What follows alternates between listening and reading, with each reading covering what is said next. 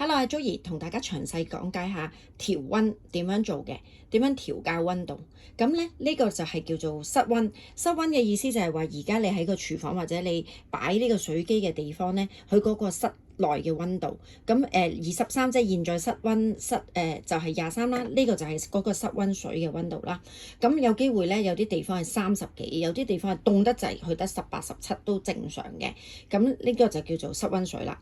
好，咁我哋咧另外調溫有7個檔啦。第一個就係室溫，第二個就係45、55、65、75、85同埋98。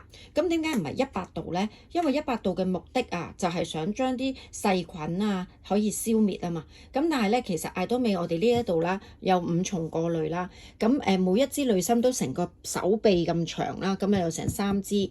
咁佢仲有一個叫反逆滲透嘅濾材啦。咁呢一個 RO 嘅濾材，佢去到小數後4個位嘅0.0001微米係啦，咁所以咧佢可以隔絕晒所有嘅病毒啦，隔絕晒所有嘅細菌啊嗰啲問題啦，咁甚至塑膠微粒啦，佢全部隔走晒啦。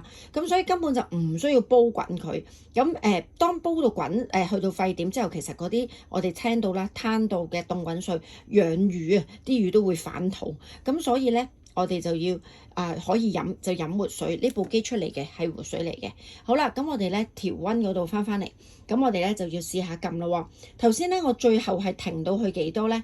就係俾大家睇下，輕輕一點你就會知道佢停到98。咁其實原來佢個系統係會咁噶。當你最後一次撳呢個調溫仔，撳咗入去，佢停咗喺邊個位而我哋冇再去撳啦。佢回復翻室溫嘅時候，咁嘅情況下咧，佢就會停留喺嗰個位置。嗱，例如啦，我而家想去55，嗱55啦喎，我冇理佢啦。咁我已經上次撳咗呢一個，咁咧佢就會自動幾十秒度啦，佢就會跳翻去室溫嘅啦。係啦，咁當佢跳翻室溫嘅話咧，咁即係話我嘅最後一次調溫就係頭先喺室溫之前嗰個，所以我輕輕一點，佢一跳就已經係唔係98，又唔係45，係喺個55度啦，就係咁樣嘅。好啦，咁跟住咧，我點樣調水量咧？呢度咧我哋有4個檔嘅，一個就叫連續，一個咧就係82ml、200ml 同埋500ml。我係撳呢個水量掣咧，我就可以咧去選擇要邊一個量數嘅。咁咧有啲朋友就話：點解我呢部機撳極都撳唔到，係咪壞咗啊？因為唔係撳呢度，呢個只係顯示嘅位置。我哋要撳嘅係撳呢個掣。咁你會見到我撳佢就會開始由連續跳去呢度啊！睇住啦，好，因為我對上一次係撳過500，佢會好似水溫嘅原理一樣，佢就由500開始，跟住連續82、200、500，嗱，再撳就係去返連續82、200。咁我假設我而家要200度啦，然後我要個溫度咧就係55度，200到55度，我就撳呢個掣，佢就出水噶啦，係啦。咁咧，佢去到200就會停嘅，你就唔需要走去撳熄佢。但係你話，唔係啊，我唔使啊，我都係睇錯，唔係要呢個度數，即刻撳佢就停噶啦，都可以嘅。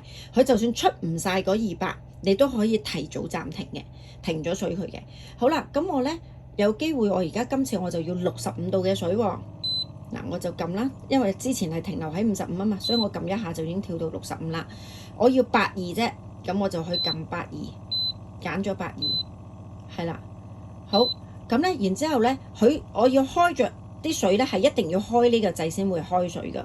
咁我要撳呢個掣嗱，同埋講啦，呢度咪斬嘅。斬代表呢度繼續做水。我雖然攞咗啲水，佢係同時會不停咁樣幫你 fill 滿佢。只要呢個原水箱咧，佢係 keep 住有水嘅話咧，佢係有水嘅意思就係唔計呢一個濃縮水啊嚇，係講緊呢度濃縮水嘅對上呢一度咧係有水嘅話，佢都會繼續幫你做水。做滿佢，咁好似我哋中國人最中意啦，常滿啊，佢一直常滿。好啦，我頭先咧咪話撳咗嗰個掣嘅，咁我就諗住咧，我都校好咗啦，我就即刻就撳喎。其實咧，你睇下23連續發生咩事？發生咩事咧？就係我明我係校咗我頭先想要嘅溫度，點解佢會去翻23連續？因為我好多嘢講，係啦，我做咗第二啲嘢，佢其實係不會停留喺嗰個指定度數㗎，佢會30秒就跳翻去個室溫嗰度㗎嘛。咁我又冇再去撳掣嘅話咧，我就一直諗住可以有嗰個暖水出嚟。點解冇咧？就係因為我冇及時去用我要嘅水啦。咁我例如而家我要嘅水係我要去85，然之後我就要120ml。係啦，咁我要撳咗120ml，咁我點啦？咁佢就會去翻85同埋120。請大家留意喺離開你呢一個水壺嘅位置，撳咗水出緊嘅時候，請你咧一定要睇清楚係咩溫度，同埋最緊要係咩亮度。因為咧有好多人咧冇留意到啲咩咧，嗱佢82而家停咗啦，冇留意到咧就以為，咦我知道最後一次撳咧就係85喎，咁我就即刻撳水啦。弊啦，佢因為冇撳調溫，佢自動同你去連續㗎，咁你就行咗去喎，諗住坐定粒682喎，咁會造成咩咧？佢唔會停，直至到呢度冇晒水為止，漏晒出嚟，咁你咪會漏瀉咯。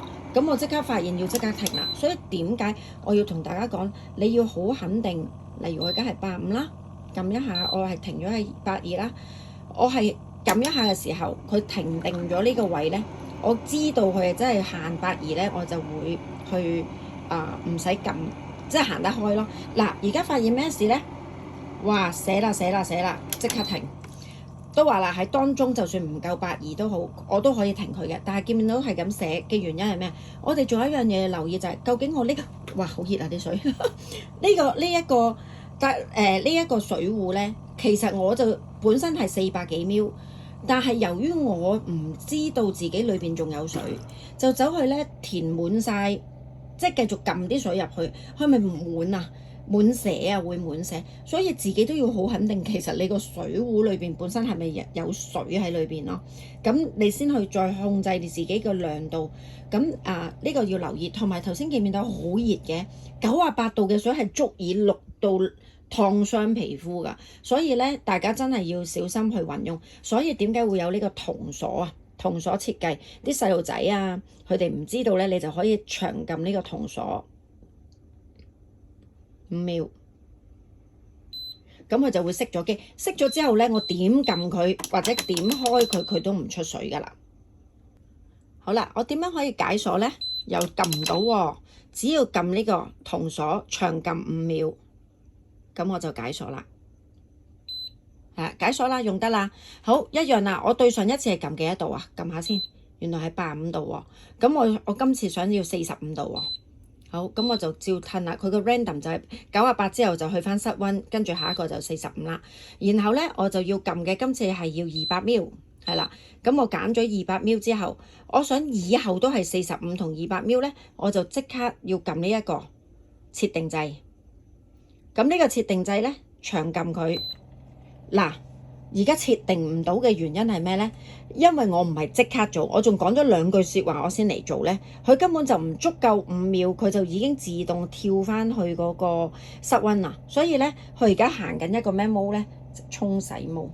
佢而家其實喺度沖洗緊，沖洗幾耐咧？30秒。所以呢個畫面係喐唔到㗎。佢洗緊機嘅時候係唔喐㗎。